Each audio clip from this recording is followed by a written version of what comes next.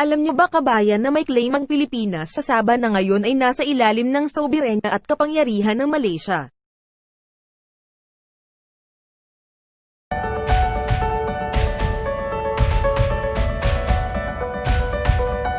Ating pag-usapan kabayan. Welcome back to our channel at huwag kalimutang i-click ang subscribe button para sa mga susunod pa nating video. Matatagpuan ng Sabah sa Hilagang Borneo, kahanggano ng estado ng Sarawak sa Timog Kanluran. Kalimantan ng Indonesia sa timog, habang nahihiwalay naman ang dagat mula sa federal na teritoryo ng Labuan sa Kanluran, at sa Pilipinas sa Hilaga at Silangan. Paano nga ba nagkaroon ng claim ang Pilipinas sa Sabah o Hilagang Borneo? Konti po munang kasaysayan kabayan. Noong 1658, ginawad ng Sultan ng Brunei sa Sultan ng Sulu ang northeast coast ng Borneo bilang gantimpala sa pagtulong nito laban sa kanyang mga kaaway. Pero noong July 22, 1878, binigay ng Sultan ng Sulu ang karapatan nito sa Espanya, base sa basis of peace and capitulation na nilagdaan ng Sultan ng Sulu at ng Espanya sa hulo. Kinuha nga ng Espanya ang karapatan sa Hilagang Borneo, pero hindi ito nagtagal dahil sa Madrid Protocol of 1885. Matapos malaman ng United Kingdom at Germany na namamalagi ang Espanya sa lupa ng Pilipinas, dahil dito nahinto ang pakikialam ng Espanya sa mga British sa Hilagang Borneo. At noong napatupad ang nasabing protocol, ang British North Borneo Chartered Company ay ang kumontrol na sa Hilagang Borneo, at British na ang naging protector nito noong 1888. Noong July 15, 1946, naproklama na maging British colony ang Hilagang Borneo, o kilala sa Sabah ngayon. Noong September 1946, si Harrison, dating Governor General ng Pilipinas, hinimok ang Pilipinas na magprotesta laban sa proklamasyon na iyon. Sinabi ng Amerika na walang naging karapatan ng Espanya sa Sabah, at dahil dito, mas wala itong karapatan na ilipat ang claim ng Sabah sa United Kingdom, at ng Sultan ng Sulu sa Madrid Protocol noong 1885. Ang punto ng Amerika ay base sa maling pagkakaintindihan sa isang kasunduan sa paglipat ng karapatan mula sa Sultan ng Sulu papunta sa Espanya noong 1836 treaties na ang laman lamang ay proteksyonan ng Espanya ang Sultan ng Sulu kung sakaling may magtangkang lumaban dito. Gayunpaman, ang Amerika ay tumanggi ng makialam sa usapin na ito at ipinagpatuloy na lang pagkilala na ang Sabah ay parte ng Malaysia. Noong September 12, 1962, sa pamahalaan ni Diosdado Macapagal, nagdeklara ang Pilipinas na ang Sabah ay pag-aari nito ng buo, teritoryo, pangalan, at kapangyarihan na ibinigay ng mga tagapagmana ng Sultan ng Sulu na sina Muhammad Ismail Kirim sa Pilipinas. At dahil dito, nasira ang ugnayan ng Pilipinas at Malaysia, matapos ang federasyon na nabuo sa Sabah noong 1963, at sinasabing nanembalik ito dahil sa Manila Accord, kung saan nilinaw ng Pilipinas na ang posisyon nito, sa pagsasama ng Sabah sa Federation of Malaysia, ay napapailalim sa pinal na resulta ng pag-aangkin ng Pilipinas sa North Borneo o Sabah.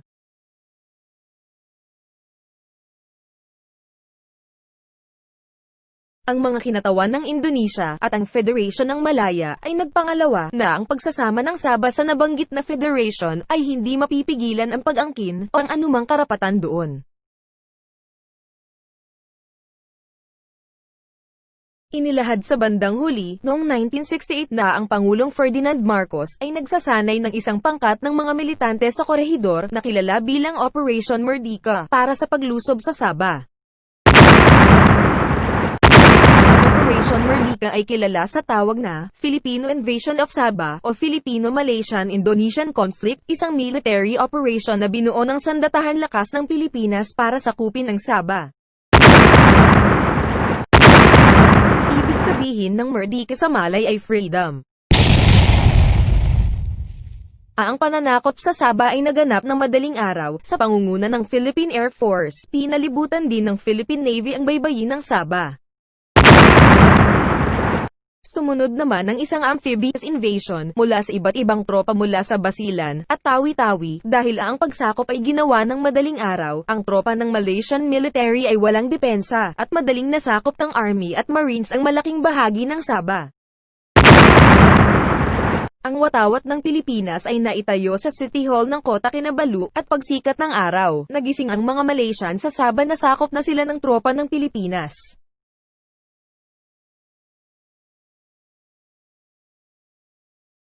Sa layuning mapaamo at makuha ang suporta ng mga lokal na naninirahan sa Sabah, inupo ng Pilipinas ang isang leader na galing sa Sultan ng Sulu. Ito ay para masiguro na hindi mag-aalsa ang mga lokal doon. Nagpatuloy ang labanan sa pagitan ng Malaysian at Commonwealth Forces sa mga Filipino at mga Indonesia na noong una ay sumuporta sa Pilipinas sa pagsakop sa Sabah ay lumaban din sa mga Filipino dahil sa pagkasira ng ugnayan ng mga ito. Malaking bahagi ng Sabah ay nasakop ng Pilipinas pero ang mga Malaysian, Commonwealth, and mga Indonesian ay patuloy ang naging operasyon sa mga liblib na lugar. Nagpatuloy ito hanggang maitatag ang Treaty of Port Moresby na nilagdaan noong March 5, 1974.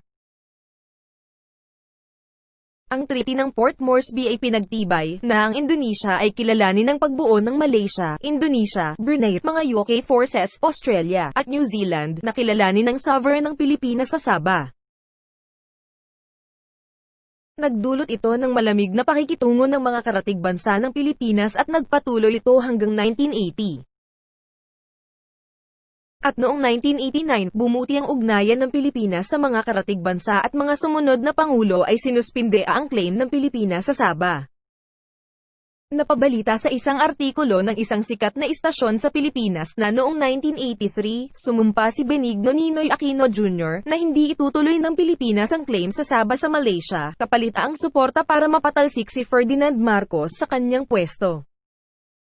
Ayon sa ulat na ito, si Hermes Dorado, dating National Territory Division Head ng DFA, si Aquino ay nakipagkita kay Malaysian Prime Minister Mohamad Mahathir bago bumalik sa Pilipinas at binaril noon August 21, 1983.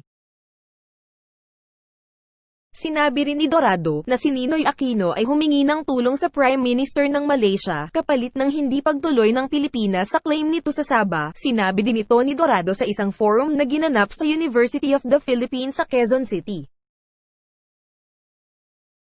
Ito umano ang dahilan kaya ang gobyerno noon ay hindi mailaban o maipagpatuloy ang laban nito sa claim sa Sabah. Sabi pa ni Dorado na, ang malinaw na ebidensya dito, ay makikita sa 1987 Constitution na isinulat ni Corazon Aquino noong siya pa ang Pangulo ng Pilipinas. Ang 1987 Constitution ay iniba ang definition ng Philippine Territory, at binura ang Sabah na isang historic claim na sinuportahan ng isang legal title na nakapangalan sa Sultan ng Sulu. Sinabi rin na pinalitan ng 1987 Constitution sa unang article of 1973 Constitution at inalis ang salitang, and all other territories belong to the Philippines by historic right or legal title. Sabi pa ni Dorado, si Corazon Aquino ay walang choice kung hindi ay honor ang commitment ni Ninoy kay Mahathir sa kadahilan ng kailangan ng suporta ng ASEAN nations para kilalanin at maging legit ang pagiging presidente niya dahil sa People Power Revolution. Ang Prime Minister ng Malaysia na si Mahathir ay tumangging mag-attend ng ASEAN Summit sa Manila hanggang mag-commit si Cory na palitan ng article sa 1973 Constitution, sabi pa ni Dorado. Base sa pinalitan na Baselines Law na inaprubahan noong March 2009 na nagresulta sa pagtanggal sa Sabah bilang bahagi ng teritoryo ng Pilipinas nang dahil sa Ninoy Mahathir Pact, sinira lahat nito ang mapayapang posibilidad para ipagpatuloy ang claim ng bansa sa Sabah. Nagkomento ang anak ng Sultan ng Sulu sa pahayag na ito ni Dorado, na si Princess Jaisal Kiram. Sabi niya, "We have so much wealth in Sabah na dapat tayo ang nakikinabang," at inakusahan ng Aquino na pinrotektahan ang interest ng Malaysian Prime Minister kesa sa interest ng mga Pilipino. Sabi pa ng prinsesa, "I would prefer to be another nationality rather than a Filipino citizen under our current set of leaders." Dahil sa sinasabi ng kasaysayan, daan taon man ang lumipas ay naninindigan ng Kirim clan na pag-aari nila ang Sabah, at ipagpapatuloy umano nila na ipaglaban ito kahit magbuwis pa sila ng buhay, upang ipaglaban ang dignidad ng Sultanate of Sulu at hindi sa pansariling interes. Malaking katanungan sa mga mamamayang Pilipino na walang alam sa kasaysayan ng mga pinag-aagawang teritoryo, kung kanino ba talaga ang Sabah o Hilagang Borneo, na ngayon inuupahan lamang umano na Malaysia sa Sultanate of Sulu, na sinasabi namang siyang tunay na nagmamay-ari ng nasabing teritoryo. Sa katunayan kabayan, may mga ebidensya na nagbabayad ng renta ang Malaysia sa Sultan ng Sulu sa halagang 5,300 Malaysian ringgit o mahigit kumulang sa 70,000 piso per year. Sa kabila nito, sinasabi ng pamahalaan ng Malaysia na hindi ito bayad ng renta kung hindi isang session money para sa paglipat ng karapatan sa teritoryo ng Sabah. Naging seryoso ang mga tagapagmana ng Sultan ng Sulu sa pahayag nila na patuloy nilang ipaglalaban ang karapatan nila bilang Filipino sa teritoryo ng Sabah.